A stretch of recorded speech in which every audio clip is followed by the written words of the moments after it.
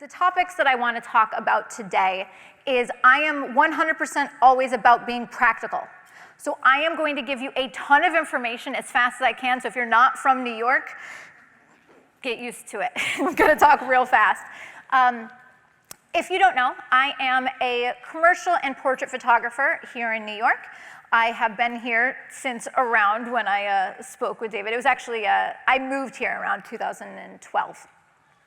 And so today, how I make my living is a combination of many things, including portraiture, beauty, fashion, album art, everything in between.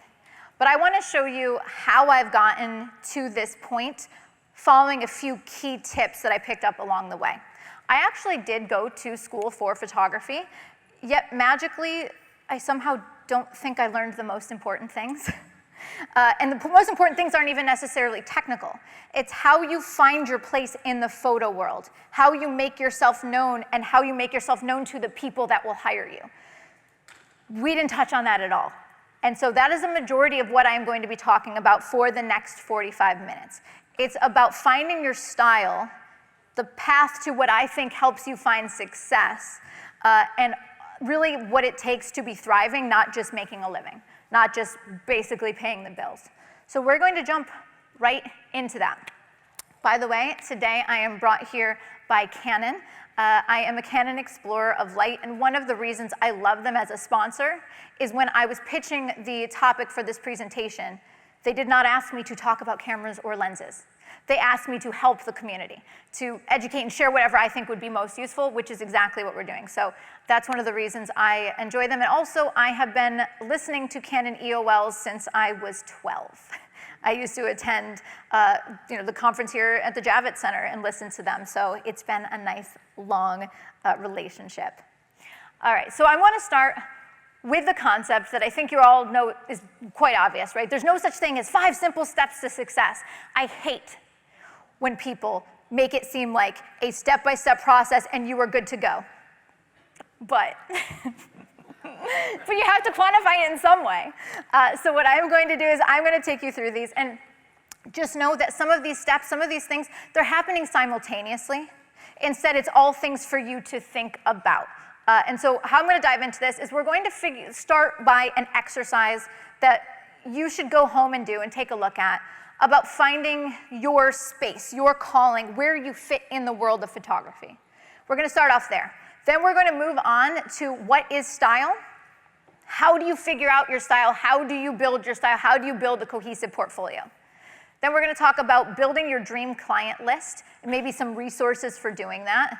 We're going to move on to the idea of curating a portfolio, but how do you make images that are actually wow, like going to get the attention of potential customers? And then lastly, talk a little bit about marketing. So I'm going to fly through all of this stuff. Now, my perspective is from the world of like high-end portraiture, fashion and beauty, commercial photography, but the fundamentals of this really, truly apply to any type of photography. So if you look at this and you're like, oh, yeah, well, of course, it's fashion photography. Take your mind out of that, like give yourself a little bit more freedom to envision. For example, I have a friend, her name is Jen. She moved to New York, had a corporate job, she quit that job, and decided what she wanted to do was be a pet photographer. And so she, in 2 years, became a full-time pet photographer, making over 6 figures a year, because she thought of it in a very formulaic way of what do I need to do to make this happen. And the first part really did start with analyzing her strengths and her calling. You know what she said? I don't like people. You know what I do like? Dogs. And that was her calling and that was her fit. So just think outside of the box a little bit here. Okay, so I'm going to begin a little bit more with something philosophical. And it's a Japanese saying. It's a Japanese way of thinking called ikigai. And I've actually seen this employed by a lot of self-help authors. It's the same idea of finding what is your purpose, what is your calling in life, rather than just setting out and saying, well, photo, right? We're going to apply this. Now, ikigai is actually meant to apply to life in general, but we're going to narrow it down and use this as an exercise for what is your calling, your purpose, or what it actually translates to is reason for being in the world of photography. And so the idea behind this concept I really love. It says, if you take things you love, things you are good at, what the world needs and what you can be paid for, if you take those four things and overlap them, that's what you should do. And I like having some kind of exercise. I remember when I graduated college, I cried hysterically for months because I didn't know where I was supposed to be in photography. And I didn't want to be a good photographer that paid my bills. I wanted to be great. Like, I wanted to do something special, but what the heck is that going to be? And so I think I really would have found this really helpful. The key is you have to actually be self-aware. And I think many of us perhaps are not. So maybe this is an exercise you do along with another creative friend that perhaps has insights into you that you might not actually have. So to look at what this means for photography, when I talk about looking at what you love, if you love sports, then maybe photographing professional athletes or doing outdoor wear, maybe that is a good fit for you, right? You take things you love, things like hobbies. Or maybe it's things that inspire you. Like maybe it's certain types of movies, certain eras, or certain people. Like, there's so many different things. So it could be hobbies, inspiration, visual elements, subject matter. Now let's go down over to what you're good at. So Jen, I really appreciated, she goes, I'm done with people, I want to photograph animals. So for me, I'm going to show you an example of what mine is, but as we look at this, it's what is it? Are you good with people? Then you can play that up and work that into your photography. Maybe your strength is lighting, you're amazing at lighting, or maybe for a wildlife photographer, you have a biology background and you have a degree in animal behavioral science, something like that. So it's figuring out what you are good at. The next one is what the world needs. If there are 1 million portrait photographers that are all doing the exact same thing, how do you expect to stand out? It doesn't mean that exact same thing isn't good. Like, it could be good photography. But then it's all down to how much networking, how much you spend on advertising. But if you do have something a little different, something missing in the market or in the world, that opens up a huge opportunity because you're not competing against 1,000 other people. And then the last part is, what can you be paid for? So that's taking a look and saying, okay, am I going to do personal branding photos for businesses? Am I going to be shooting album covers for record labels? Could I be paid for social media marketing? Like, where can you fit in there and actually get paid? Because that's the part that if you don't think about, you can't thrive. And so even though the last title in this presentation, right, was Style, Success, and Thriving, I think this is actually the answer to thriving, is you have to have something that speaks to you, but that someone will actually pay you for. And so I recommend that you try this exercise when you're not feeling overwhelmed at life, and then maybe with another friend to try to be reflective and figure out what your fit is. So this is what I found. Things I love. I love color. Of course, you'll see that in my work. I love art and design. Like, I love things that are graphic. I love beautiful lighting. I also, even though I do fashion photography, if I had a choice, I love beauty. I love the face as a canvas. I love incredible makeup. Wardrobe inspires me, but honestly, here is what really excites me. Next up from that, going over to what I'm good at. I am really good at lighting, but what I'm very good at is presentations. Okay, like I love presenting, I love putting these sorts of things together, which becomes really helpful in commercial photography. When I'm hired to do commercial work, you are meant to create something called a photographer's treatment or a pitch deck. So an ad agency might come to me and say, hey, this is our brand, this is what we're trying to achieve, here's some things that we put together that we think we want to hire you for this ad campaign. How would you handle it? And that's where the photographer's treatment comes into play. And then I put together a gorgeous presentation that shows how I would treat the crops, the camera angles, the lighting, the color palette, to show them what they get from me. And that's my place to differentiate, because they go, oh, wow, like, this person's prepared and knows what they're going to produce for us, which in the commercial world is really important. So I love light and color and problem solving and presentations. And then lastly, what can I be paid for? Like I said, right there, if I love beauty and I'm good at presentations, probably commercial work is going to be a good fit for me. But in the realm of commercial work, it could be advertisements, it could be social media, it could be branding images, all those sorts of things. So our first step is going to be, instead of just saying, I like photography and shooting everything, Maybe being a little bit more reflective on it and saying, well, how can I take the skill sets I have and the passions I have, put them into photography, because it's like a power-up in a video game. It's going to make you even stronger. Okay, so next up, we're going to talk about style. If you look at every single speaker on this stage today and yesterday, every single photographer has a style. Every single one of them. And what I mean by a style is when you see their image, I bet you can guess it was them. You know that they took it. It is a cohesive thread that weaves throughout their body of work. And it tends to be a combination of a few things. It tends to be things like subject matter. Are they a sports photographer? Are they a nature photographer? Are they a celebrity photographer? It tends to be things that are also visual. Okay, their images are, for example, one of my best friends, Brooke Shaden, spoke this morning. So maybe one of the visuals is it's everything's a little darker and more mysterious.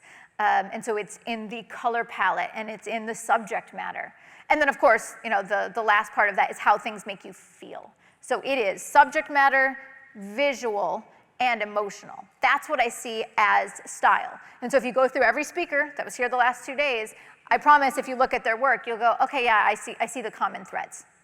So this is what my early business was when I entered without the ikigai, without the reflective, as I shot anything that came my way. And I do not judge anyone for doing that. In fact, I still to this day will take anything that pays me well enough, within reason. So do you know one of the things I really don't like? Bottom middle. So I don't dislike babies, but I don't like photographing babies. It's not a thing that inspires me. But do you know one of my clients? Pampers. It looks nothing like my work. I don't advertise, but it pays really well, and it's usually a 4 to 5 day shoot at a time at my full day rate. So I'm not shaming anybody, but I do not go out and market and try to build a portfolio. If the work comes my way, I'll take it, but that's not what I seek. So my early work was this, a little bit of anything that came my way. But today I have much more of a defined style. It's for fashion editorials. But you also notice the picture on the right, it's Haagen-Dazs. That's not fashion or beauty. It's much more about the aesthetic. And that's what I want you to see throughout this presentation, is even if you pick a style, it doesn't mean for the rest of your life you have to shoot one thing one way. But you develop a little bit of a calling card so that people, if they want a certain aesthetic, they know you're the person to call. Or if they have a certain visual they're trying to achieve for their wedding or for a campaign, and you have that look, they need to call you. So these are examples of my work. By the way, when I do color, it's super saturated. When I do anything that's not color, I try high contrast black and white. Those are the two extremes that I go for. But obviously, I did not start here. And just to give you an idea, wait, what? No, just kidding. I thought that the hair light was very inspired. Not really the best choice for him. By the way, this little girl, she's now graduated college, so age, okay. Anyway, so looking at these two photos, technique obviously got better. And obviously, the way I treat subject matter and the way I treat light and color and all of those things. But there's one more thing I do want to address, is it's time. I find that many people expect to have style or vision figured out right away.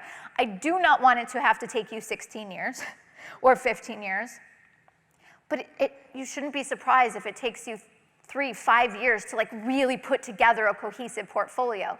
I find that, especially in New York world, is most people, they don't really hit their stride until about 5 years.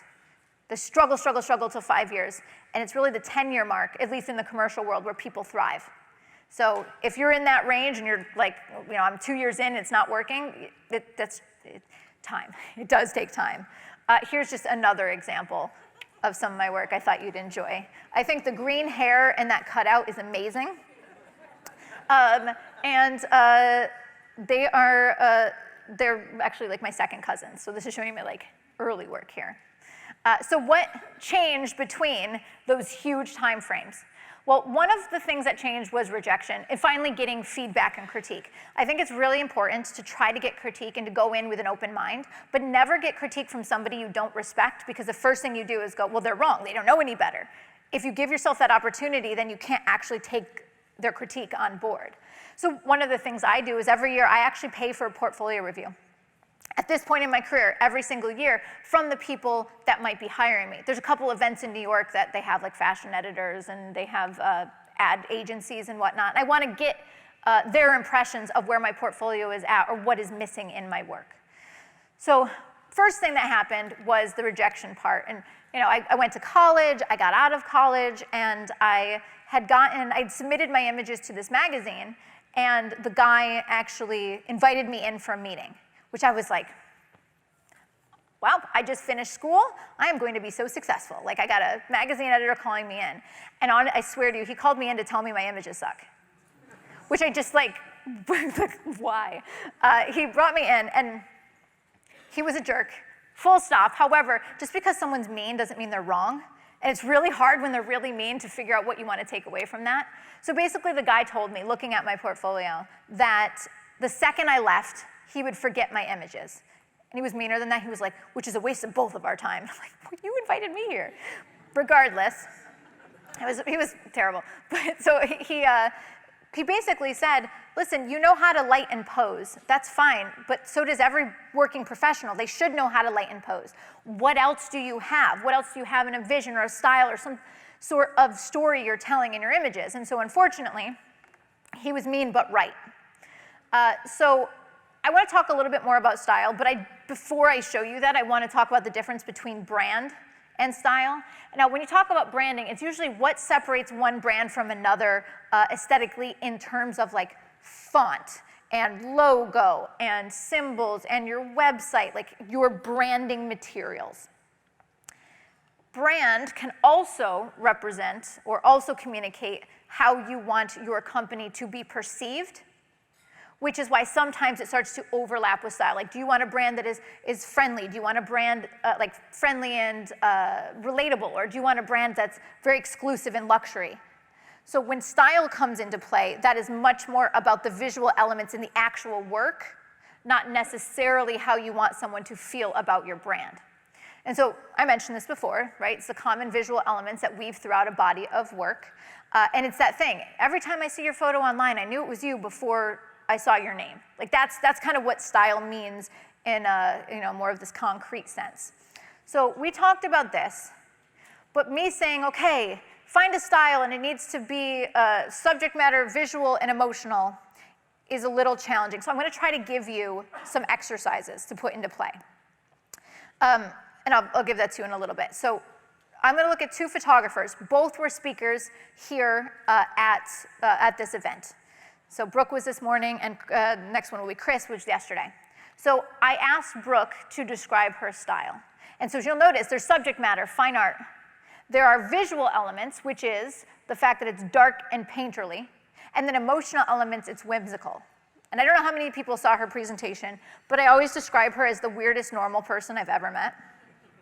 She is so weird. One time we were in Dubai, and I was in a taxi, and I was driving past her. It was at an event, and I swear to you, was jumping in mud puddles.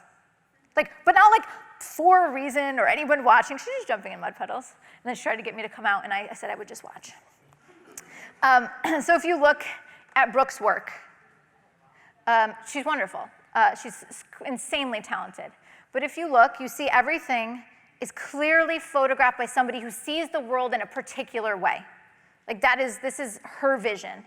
And so if you want this look and this feel, you have to hire her or everything else is going to look like a ripoff. It's not going to hit home the same way. And so, for example, you can see that things are a little dark. Right? There's a little bit of a dark factor to it. Very painterly in the color palettes and the light and even in the compositions. And then, of course, whimsical. Always something not quite tied to reality. Next one is my significant other, and he spoke yesterday. So with Chris, his work, if you look at it, there's always an element that seems out of time, like nostalgic. There's something from a different era in his work. It's very dramatic in the expressions, in the lighting, even in the clothing that people wear. You're never going to see him photographing someone in jeans and a t-shirt for his work. It's not going to be jeans and t-shirt and soft light. It's going to be so much more dramatic than that. And he tends to specialize in portraiture. And so all of these images are different people, different subject matter, even different genres, like portrait. Best photo that he's ever taken is in the middle, I think. Which, by the way, we were still early on in dating, and he photographed me as like an evil, powerful queen. I was like, yes, this is exactly what I need. or a portrait of an older man, or a fashion editorial. They're very different, yet very clearly photographed by someone who sees the world in a particular way. So that's what it is. Your style, another way to look at it, is not the Instagram, I recognize it, but it's the unique lens through which you see the world. And it is not just these people. It could be people that photograph wildlife, or they do celebrity portraiture, or photograph pets, or they do street photography. Every single one of these photographers, you see their work and you know it's them. So the issue is now, how do you figure that out? Right? Like, how do you go about doing this for yourself? So first of all, it's a little bit of analysis and then taking the time to curate that portfolio. So let's begin with the analysis thing. If right now in front of this whole group of people, I brought you up on stage and I said you could only show 3 images that define you as a photographer, which 3 would those be? That is a really good place to start. If you could not show anything, you couldn't speak to your work, you just had to put up 3 photos. If you look at them and there's some commonalities in the subject matter, in the emotion, in the color palettes, in the visual elements, maybe that is an example of where your style could go, because it's showing what speaks most to you of your own work. Don't pick the images that have gotten the most likes online, because you will curate an audience online that likes your work. Don't curate your work to that audience. Should go the other way around. So, to give you an example, right, my first tip is that you shoot a ton. Shoot anything that speaks to you, anything that excites you. Go back to that ikigai. Do you have any passions? What are you good at? What kind of hobbies? Shoot a ton. And then after you've shot, see what those 3 to 5 images are that define you. And as you look at them, when you find the commonalities, go out and do more of that. It really is as simple as that. You have to kind of figure out what is your strength, what's your style, and then make sure you have a body of work that reflects that. So for example, this was my portfolio when I graduated college. So I have all of these images, and these are the ones that spoke to me most. And you can very clearly see how they've led to the type of photography I do today. I found in this work that I really loved clean compositions, things that were structured, graphic, high contrast, black and white. If there was color, I loved red, playing with shadows, dramatic, fantasy, all of these sorts of things. And so now you can see that in my current work, you'll see those same things over and over again. It's clean, bold, and graphic fashion and beauty photography. Like, I never have anything in the frame that's not meant to be there. It's always clean, it's always purposeful. Graphic compositions, graphic poses, all of that. And so all of these things you would see in my work. But I also am inspired by other photographers who have these similar elements. So 3 photographers as an example of the masters of photography, especially in the commercial and fashion world. Irving Penn, Albert Watson, and Herb Ritz. But as I looked at their work, it was the graphic ones that spoke to me. So for example, if you know Irving Penn work, that's much more on the graphic and clean side than many of his images were. And so that's absolutely what I am drawn to. So if you look at that for outside influences, things that I loved were like strong angles and playing with shadows. I love timelessness, clean frames. So these are my pictures inspired by that work and with that analysis of the things that speak to me. The key that I want you to take away from here is 1,000% there is overlap. Like, aesthetically, there's overlap. But none of these photos are trying to duplicate what inspired them. Instead, I figure out what I loved about what inspired me and then try to create something that through my style is unique to me. And so, I picked the masters of photography, but like there's certain current photographers I still love, Christian Schuler, Solveig Sundsbo, and Rankin. I love Christian Schuler's use of color. Solveig Sundsbo constantly experiments with lighting, love him. Rankin uses makeup in such a creative way. Like, he lets makeup artists do amazing work. And so the things I love is like bold colors, experimental lighting, makeup as art. Looking at all of those things, these are my photos inspired by those artists, but none of them look like a ripoff of what inspired them.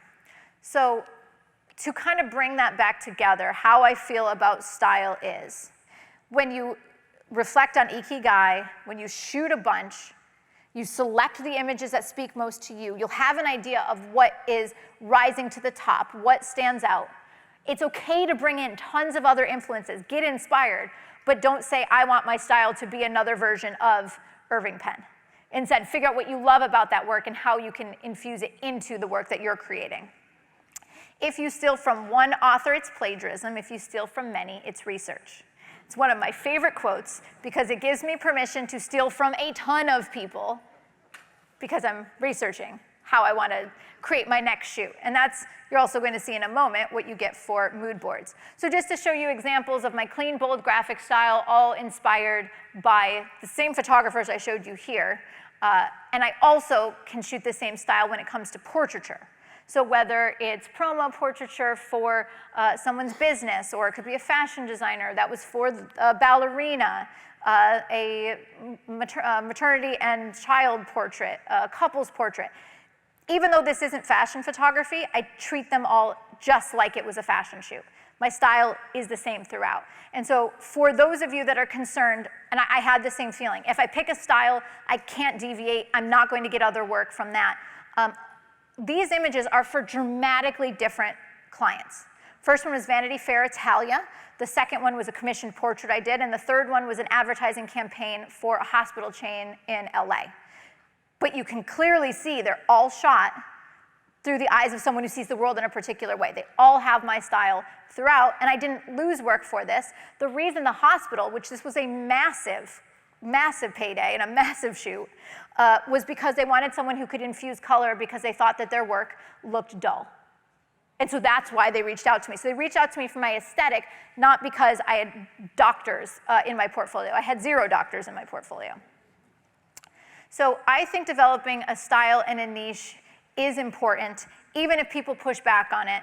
Because, for example, if you create images that look like everyone else's, there's no way to be memorable because it's going to look very similar. And then the other part is when you have a style, you're the expert. So if they want that look, you're it. Like, they have to hire you. Or, okay, maybe there's a handful of people that can do this style, but it definitely increases your chances when you're not competing against the average look. All right, so far we talked about figuring out your personal individual strengths, hobbies, passions, how to find a way to get paid for those things for Ikigai, then figuring out your visual style and doing so purposefully. But we're going to talk about crafting your dream client list. Right now, yes, it sounds as though many of these things are specific to fashion or beauty photography, but that's not the case at all. So in the case of my friend Jen, she was much more specific about a certain price point, like economic status that she wanted the people that hire her to be at, so that basically she could make $5,000 a dog portrait.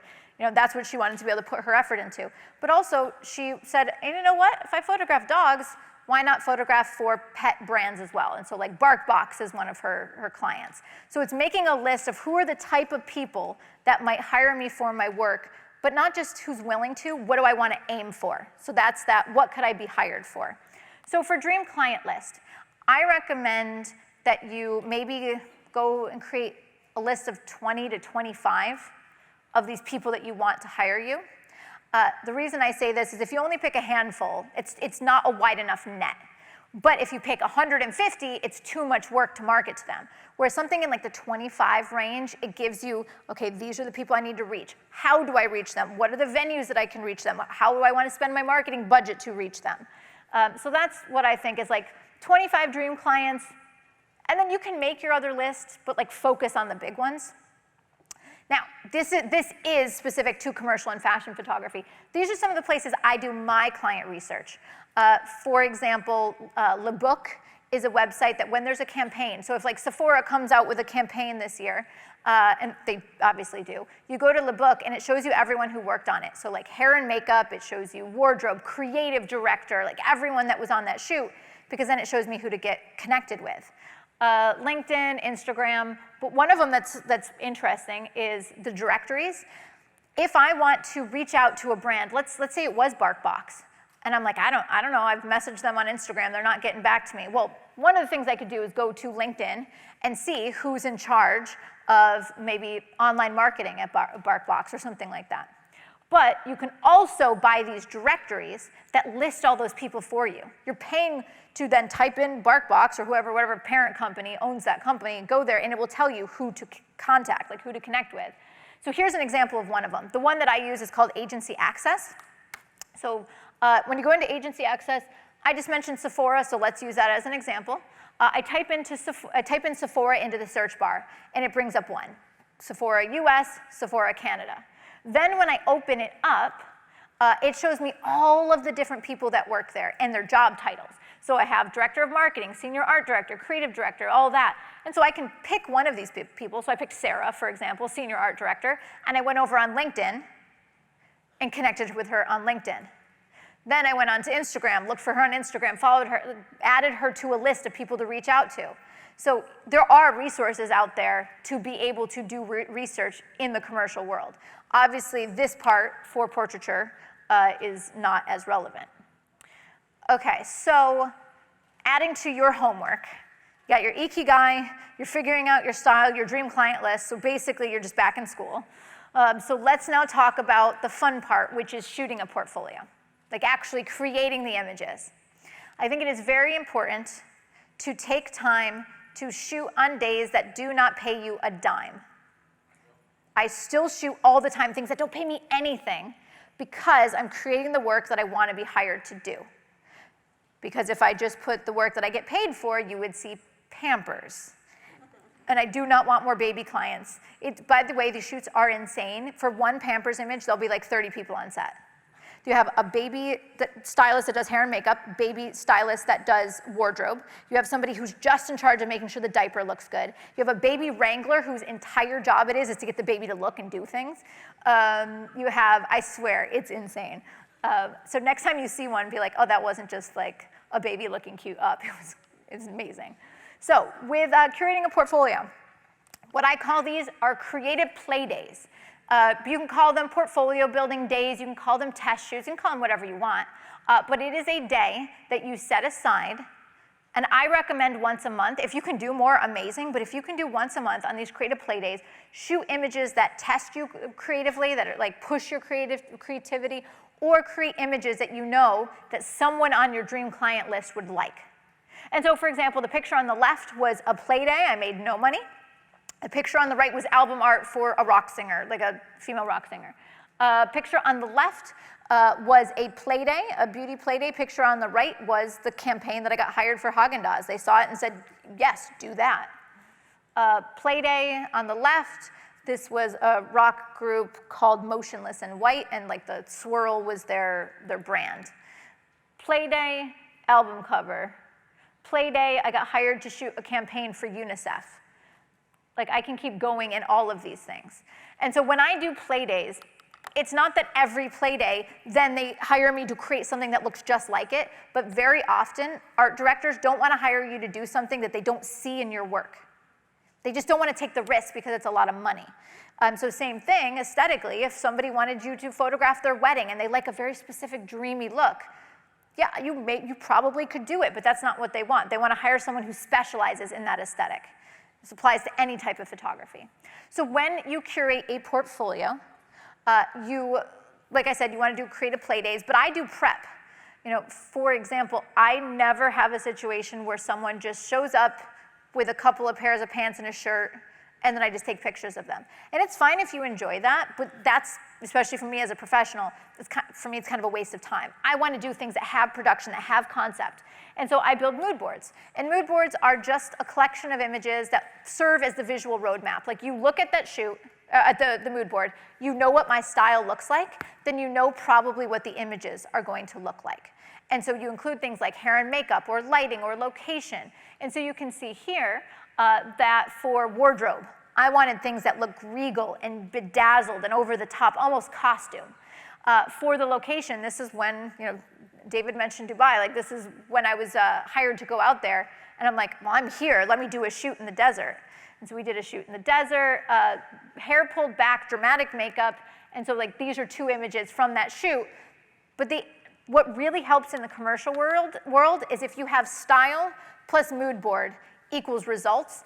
They know what you're going to get out of a shoot. They're willing to spend money because they see how you see the world, the visuals in your mood board of what you planned, they can see what you're going to come up with, which makes sense here. And I have many examples of this. This was an editorial that I did for Elle Indonesia, and it was super funny because the model that I just shot on the Canon stage downstairs was this model, and I haven't shot her in 8 years, and I hadn't seen her in 8 years, so it was really cute and great to reconnect with her. More examples, mood board. It can be anything. You can do it in Photoshop, you can do it in Canva, you know, it doesn't really matter, but it's something where you look at it, know the style, know what it'll come out as. This one, Harper's Bazaar Mexico hired me to do an editorial, and then the theme was environment, and I was supposed to shoot it in February in New York City. There's literally no environment in New York City in February. And so what I decided to do is bring the outdoors indoors and build a terrarium. And so we bought plexiglass at Home Depot and we glued it, and we shot at a wedding venue in Long Island City. And so we built a terrarium so I could have something that felt environment regardless. One of the things that I mentioned in my Ikigai was the fact that I am good at problem solving as well. And so that was, you know, one of my solutions. And I can keep going on and on. You know, so here's a mood board that I created for the model Winnie Harlow. I was shooting her for a anniversary cover of a magazine. And so you put these all together and you can see it's kind of hard light, bright rim light shadows, warm tones. And so these were the images that I made of her for that magazine. But the mood board is what gets everybody on the same page. They have an understanding of what I'm looking for. They know my style, they see the mood board, it makes sense how the images end up. And by the way, if you saw me at the Canon stage, there's that star filter in action again, hard light, you know. Okay, so that takes us to our final step. So we had figuring out your calling, right? So then from figuring out what you're good at and your strengths, then you're going to go ahead and start to figure out what your visual style is going to be. You create your dream client list, and then you curate a portfolio that represents the work you want to be hired for, and you put planning in and create a play days. It should not be just paid work. It's actually things you want to be hired for that fit your style. So in the end, you've got your style, you've got your portfolio, and so then you have to consistently market. And this is the one that sucks because most creatives hate taking time to market. And I'm one of them, I don't like it, but like you don't get hired if you don't do this part. The key is consistency. So the same way that every month I have 1 day per month or 2 that I spend on a creative play day to build my portfolio. I also set aside 1 to 2 days a month dedicated to consistent marketing. Because if you just know I need to do this, or maybe it's 2 hours every Tuesday, and that's what works better for you. So let's just look a little bit at that. So here's what it looks like for me. What it looks like for me is I've got my dream client list, and I pick a bunch of brands that maybe have some overlap. Okay, so these brands go for really clean makeup aesthetics. These brands go for really dramatic, light, and heavy makeup. And you see that when you go to Sephora, right? Like, these brands take very different approaches. So I'm gonna put them together with common visual elements. I'm gonna look at the types of campaigns they've done recently. I'm gonna do my research online. I'm gonna look at their Instagram, like what aesthetic have they been going for recently? And then I make sure I go shoot images that doesn't look exactly the same, but that would catch their attention in that same vibe. So for example, for the skincare ones, I picked brands that are mostly skincare, really clean, and I did a visual analysis. I'm like, okay, so if I look at the photos of these brands that I want to hire me, these ones are all really clean. The makeup is not as heavy. It's usually high key, like lighter backgrounds, and they do have some close-up macro shots. So I'm gonna shoot a beauty portfolio that looks like that, and then I'm going to target brands that have that same aesthetic. So like this was my collection of mood boards and collection of brands, and then I shot images like this. This was like 2017, as I was just building my beauty portfolio, things that I thought would speak to those brands. And then I did another shoot after that, was targeting the whole other part of the beauty world where it's like heavy makeup, crazy lighting, super saturated. And I made a list of all the brands that would be applicable for this. And I said they have clean compositions, saturated colors. And then I want to make sure that I work with some makeup artists that maybe already have an in at these brands. Like maybe they've already worked with them before. So they would show my work to the person that's hiring. That's another level that will help you out. And so these were the types of things that were on my mood board, and then these were my marketing materials, like the things that would have enough overlap but doesn't look like I'm just ripping off something that they've already done. So the key is that part of consistency. I swear it is recommended that you reach out to your dream client list approximately once every 6 weeks in some way. Some sort of touch point. So it could be every month, if that makes it easier. Either it's an email, or it's a marketing materials, like you send out a promo, or you connect with them on LinkedIn, or you comment or DM them on Instagram, because it takes many, many, many times before someone actually logs you in their head. And many of the jobs I've gotten booked for are not because they knew my name or looked me up. It just, at the right time, they actually needed somebody to shoot color, and then I just happened to pop up in their Instagram feed. I happened to send an email, and they're like, oh, great, actually, we're bidding on something right now. Let me pull you in for this job. And so these are just some examples of some of my physical marketing materials that I send out.